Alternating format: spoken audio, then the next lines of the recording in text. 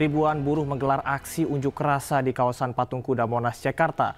Mereka memprotes terkait dengan maraknya PHK hingga menuntut pemerintah tindak tegas praktik impor ilegal.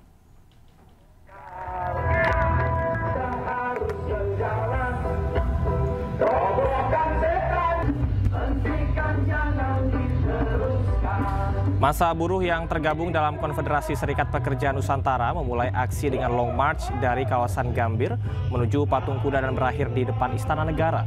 Mereka membawa spanduk dan juga poster yang berisikan tuntutan pencabutan Undang-Undang Cipta Kerja serta penolakan terhadap praktik impor ilegal yang dinilai menyebabkan gelombang PHK di berbagai sektor industri. Selain itu, para buruh juga menyoroti kebijakan pemerintah yang dinilai tidak berpihak pada pekerja serta mendesak adanya perlindungan hukum yang lebih kuat bagi buruh di Indonesia. Aksi demo ini juga menyebabkan pengalihan lalu lintas di beberapa ruas jalan di sekitar Istana Negara.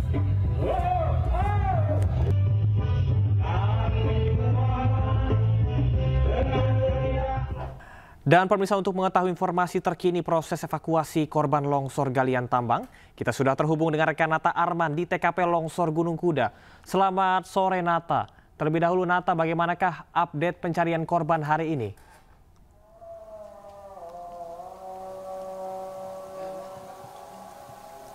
Ya, selamat sore menjelang malam Camar dan juga pemirsa, dapat kami sampaikan terkait dengan pencarian pada hari ketiga ini tadi sempat dihentikan pada pukul setengah 12 siang lantaran terjadi longsor susulan sekitar pukul 11:10 waktu Indonesia Barat. Setelah beberapa menit dilakukan proses evakuasi dari penemuan jenazah yang berada di sisi sebelah kanan yang terjadi longsor. Kemudian dapat kami sampaikan juga bahwa untuk total pada hari ini ditemukan 2 jenazah dengan rincian tentunya sudah terdapat 19 orang yang ditemukan dalam kondisi meninggal dunia, sementara 6 lainnya yang terdata ini masih dalam pencarian atau masih hilang.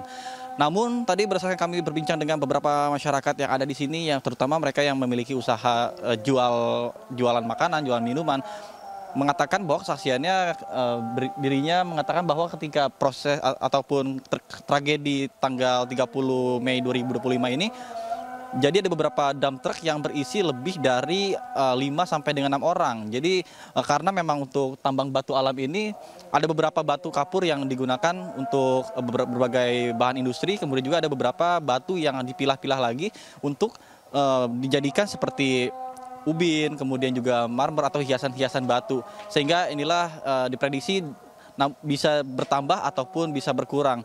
Dan yang jelas untuk pencarian pada hari ini dihentikan sekitar pukul 11.30, kemudian akan dilanjutkan pada besok pagi sekitar pukul 7 waktu Indonesia Barat. Kemudian untuk prosesi dari pencarian juga nantinya pada besok hari akan dihadirkan berupa alat yang bisa mendeteksi terkait dengan kondisi gunung, mengingat untuk antisipasi terjadinya hal serupa yang terjadi pada tadi sekitar pukul 11:10 waktu Indonesia Barat. Sementara Camar.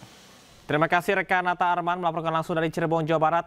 Tetap semangat dan juga tetap berhati-hati. Polresta Cirebon, Jawa Barat menetapkan 2 tersangka dalam insiden longsornya tambang Gunung Kuda Cirebon. Kedua tersangka merupakan pemilik tambang dan kepala teknik yang dianggap lalai terhadap peringatan petugas terkait dengan metode penambangan maupun penghentian aktivitas tambang.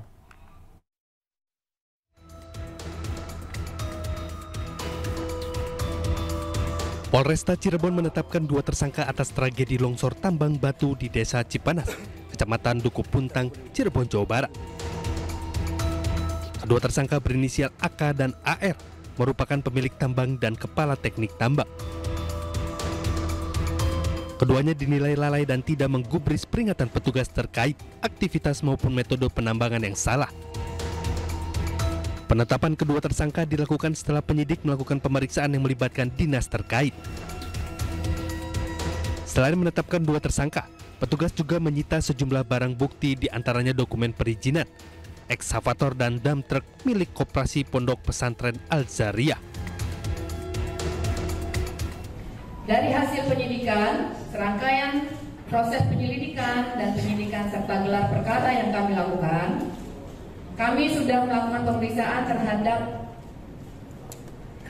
8 orang saksi.